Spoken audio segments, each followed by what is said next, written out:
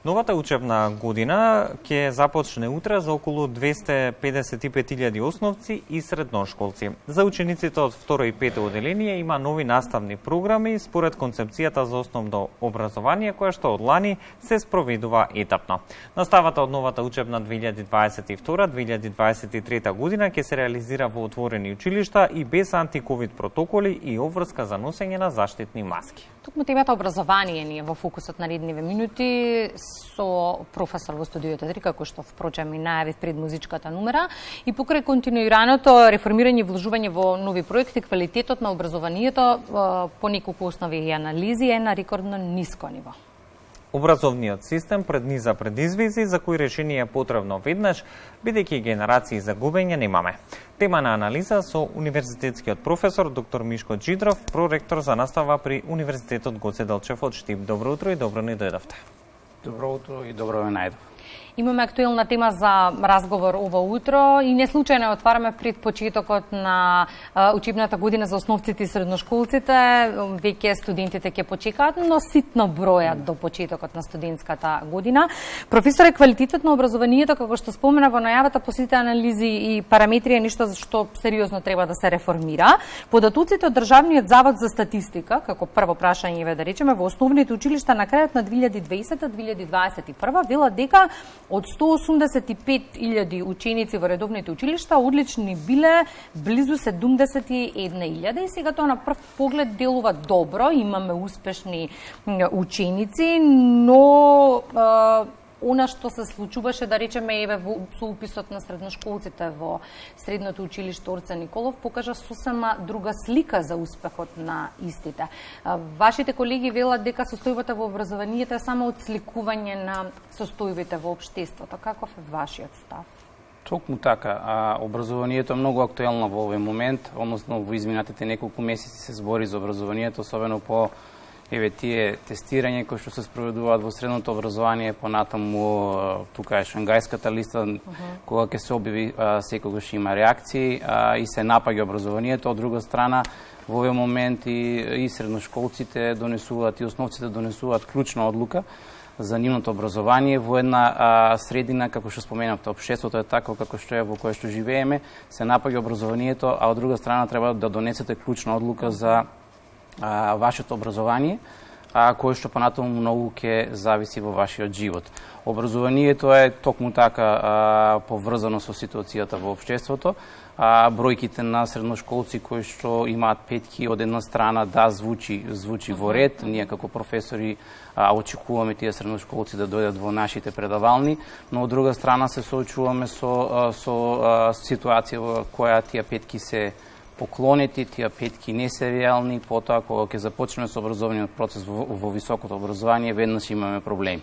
Така да може да кажам дека е потребно да се размислува, затоа што не е само да се нападне. Секоја година образованието, туку е моето размислување оди во насока на развој на некој мерен систем, мерит систем во нашата држава. Тоа го зборам и од искуство, затоа што поминав определен временски период од 6 години на студии во Кина, каде што има внатрешен систем кој што беше многу поважен од било какво некое рангирање од страна. Тој систем е развиван на национално ниво, е поврзан со буџетирањето на универзитетите, е поврзан со следење на нивното работење, е поврзан со следење на нивните резултати. Така да ако сето тоа го склопиме, го размислиме во нашата држава, верувам дека ќе имаме прекрасен еден систем во кој што ќе произлегуваат и добри средношколци и добри студенти. Понатаму ова мора да го ќе покаже резултати по определен временски период. Но ние мора да размислуваме дека треба да имаме прифаќање на без разлика каков и да е систем од страна на сите чинители во општеството.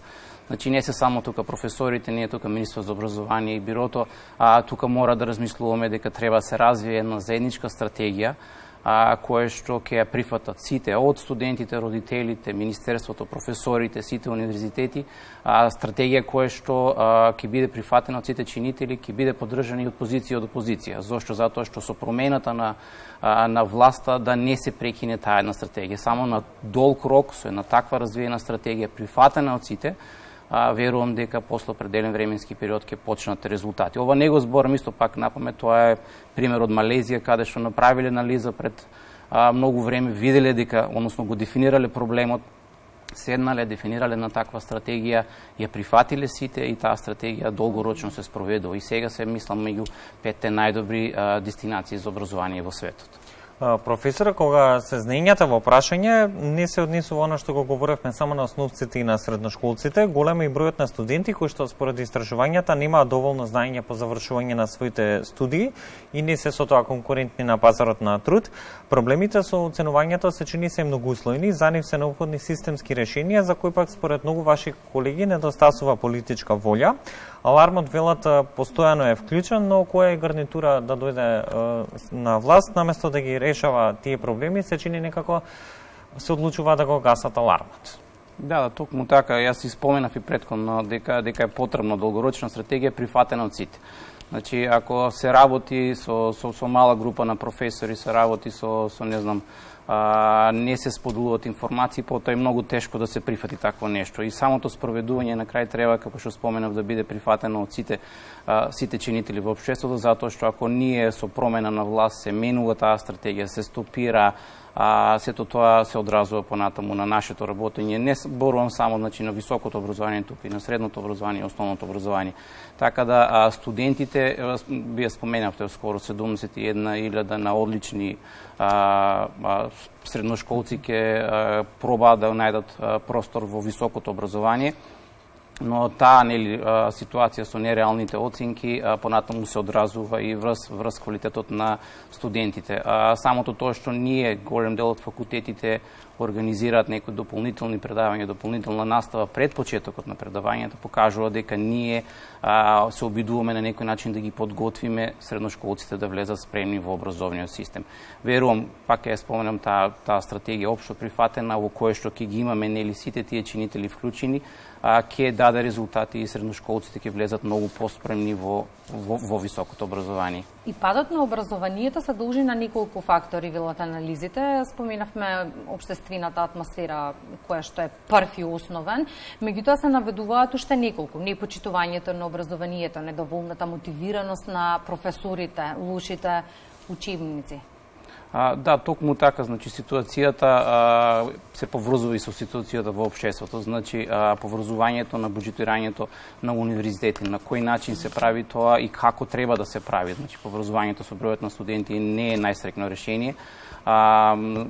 Некои воспоставени критериуми повисоки за работа за професорите, поврзани со видливи резултати. Во секој случај сето тоа да биде наградено, верувам дека ќе подобри таа ситуација, но воопшто целата ситуација ќе биде многу полесна ако немаме потреба од хиперпродукција на кадар во високото образование, затоа што имаме правично и премногу високообразовни институции, споменавте одлични ученици, кои што верувам дека сега ситуацијата со дуалното образование во средните технички училишта ќе помогне оваа ситуација, затоа што дел од нив ќе се решат да продолжат директно во фабриките каде што поминуваат практична настава, со тоа нема да имаме толкав број на кадар, односно толкав број на кандидати кои што ќе се обидат да влезат во високото образование. Со тоа ќе имаме и помала група на студенти, претпоставувам, но и поквалитетни студенти кои што ќе дојдат од средното образование. Сето тоа заедно, верувам, по некој определен временски период ќе даде видливи резултати.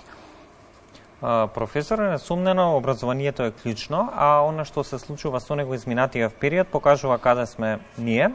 Ги губиме ли со ова однесување децата по пат? Видете, значи забележително е дека имаме периоди во кои студентите пронаоѓаат можности да студираат на страна. Знам додека јас студирав, тоа беше некоја опција, беше Бугарија, сега е моментално Србија. Се извинувам, Србија е тука, но Словенија е многу поактуелна во моментот. Така да средношколците дознаваат за тие студентски програми, успеваат да се запишат таму, имаат некој помош во однос на стипендии, во однос на сместување, така да квалитетот на образованието не смееме да го спориме кај нас, затоа што остануваат голем број на средношколци во нашата држава, го препознаваат високото образование, остануваат овде и овде студираат. тие средношколци кои што ќе останат овде во нашата држава, сепак јас ќе ги повикам и нив да ја сватат сериозно својата работа, затоа што се наоѓаат можеби во најважните 4-5 години од својот живот. Од првиот момент тие средношколци, тие студенти нови треба да сватат дека треба многу да работат. Тука се професорите, имаме прекрасни професори со знаење кои што работат во многу тешки услови, а на крај продуцираат и добри истражувања, и добри трудови, организираат проекти во кои што може да се вклучат професорите, така да постојат, споменав, повеќе високообразовни институции, може да ги разгледат студентските програми и да се пронајдат во нашата држава. Како да не беа доволни сите предизвици кои пред малку ги споменавме, ковид пандемијата беше плюс предизвик, особено и за високото образование, кој што требаше да се прилагоди со наставата. Колку целата оваа приказни, ова што го поминавме изминативе 2,5 години, влијаеше на квалитетот на високото образование? Што веле вашето искуство на Универзитетот Гоце Делчев Штип? Можам да споменам дека нашиот одговор према пандемијата беше многу брз, и успеавме за многу краток период да се префрлиме кон онлайн настава. Верувам дека во наредниот период ќе се истражуваат тие резултати, односно како студентите го поминаа овој период за време на пандемијата. Но некако збориме во минато време за пандемијата, сепак сега пред донесувањето на одлука во текот на летниот период за наставата за наредниот семестар имавме некој пик со нови заразувања, така да верувам дека сме при крај на таа пандемија. Нашиот универзитет ќе се врати со физичко присуство во предавалните, но предизвикот е тука, искуството е тука. Верувам дека за оние големи групи ќе понудиме настава со хибриден начин, затоа што сепак големите групи верувам дека се уште ризично да се вратат сите во амфитеатрите, во предавалните. Од друга страна, нашето искуство беше позитивно затоа што за некои 3 дена успеавме да преминеме кон онлайн настава, да преминеме кон организирање на колоквиумска недела, испитни сесии, сето тоа беше супер препознаено и од студентите. Околу 70% од студентите кои што слушаа настава беа спремни наредните семестри да поминат во онлайн настава, но мора да го споменеме и тој момент на социализација, на дружење, на менторски, ја би рекол тука и родителски пристап на професорите. Директниот контакт многу изостана во овој период. Така да верувам со враќањето назад во предавалните ќе го збогатиме и тој дел. Резултатите ќе се покажат за многу кратко време, затоа што тие студенти скоро завршуваат, па верувам дека ќе се вработат во компании во кои што и таму ќе има користење на такви алатки како што користевме ние, затоа што мора да разбереме дека реалноста се смени веќе, начинот на нашето работење опфаќа многу повеќе користење на IT технологија, користење на онлайн алатки. Така да сето тоа знаење што го стекна во овие изминати 2 години ќе можат многу лесно да го користат во тие компании во кои што ќе се вработат. Да, и нова секако треба да се гледа како на нова можност, која што во секој случај треба да се искористи. Во однос на реформите, познавачите на состојбите во образованието дискутираат за реформи во начинот на оценување во основното образование, потоа за воведување на приемен испит во сите средни училишта. Колку овие приемни испити би го намалиле оној стандарден притисок за петки по секоја цена и би создале квалитетни ученици чие знаење би било искористено и надополнето токму на универзитетите? Јас се сеќам на еден период кога во високото образование имаше приемни испити на сите факултети. Моето размислување оди во таа насока дека да, тие ни се потребни. Таму ќе се види реалноста на тие петки кои што се добиваат, но од друга страна тоа мора да биде организирано на еден начин во кој што треба да се избегне субјективноста, да се организираат полагање кои што ќе опатат голем број на средношколци или сите средношколци во исти момент, да се направи тоа со користење на некој можеби и IT технологија која што ќе помогне во сето тоа да се спроведе. Верувам дека ќе имаме пореални резултати при влез во високото образование, но мора да споменам дека имаме и средношколци кои што самата таа ситуација од полагање ќе предизвика паника, ќе предизвика плашење од целиот тој процес, така да не е лесно со еден или со две полагања да се дефинира дали тој студент, дали тој кандидат е за високо образование и на кој факултет, така да верувам дека мора да се направи на добар пристап, на добра анализа и да видиме кој е најдобриот начин, затоа што сепак станува збор за мала држава со со контакти помеѓу професори од средните училишта, во кои што мораме да го избегнеме субјективното оценување. Само на тој начин ќе добиеме вистински квалитетни кандидати во високото образование. Да не забораваме меѓу другото дека притисокот за питки по секоја цена произлегува од притисокот кој што го носи иднината, кај основците за пишувањето во средно, кај средношколците за пишувањето на факултет, бидејќи останало тоа дека нели петкашите имаат приоритет за упис во високо образование. Конкурентноста ја споменавме на студентите на пазарот на трудот е нешто за што сериозно треба да се дискутира. Какви се вашите искуства, односно искуствата на вашиот универзитет? Како ги мрежувате, да речеме, образованието со бизнисот, со компаниите? Има ли интерес за соработка и колку лесно вашите студенти по завршувањето на образовниот процес наоѓаат работа? Можам да кажам дека во моментот ситуацијата се смени во целата држава поради немањето на доволен број на работен кадар, значи за вработување. Така да од таму индустријата се повеќе инсистира на соработка со универзитетите.